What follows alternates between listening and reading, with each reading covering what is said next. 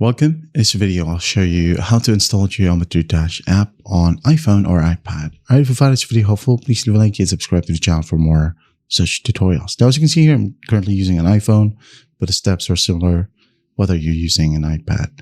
So first up, go to find your app store. Okay, the app store will look like this. Just go ahead and tap on it. And if this is your first time opening up App Store, you need to go ahead and sign in with your Apple account.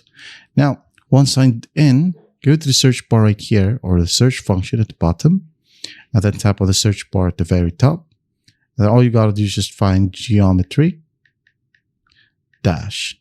All right, so as you can see here, we have two options for, or even three more options for Geometry Dash. If you want to install the Geometry Dash complete version, this one at the top, you'll have to pay. All right, I think it's $4 to $5.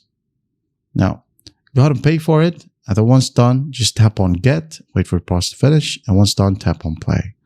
Now, if you don't have the money yet, you can go ahead and install a free version with limited levels and ads.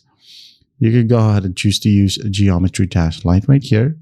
Also, you have Geometry Dash Sub-Zero. You have Meltdown here as well, and some other options. Now, this is the official Geometry Dash Lite version, so you can go ahead and tap on Get. Wait for it to install. And then once that's done, just tap on Play and you're good to go. That's how simple it is to install Geometry Dash or the Geometry Dash app on iPhone or iPad. I hope this video helps, and I'll see you in the next one.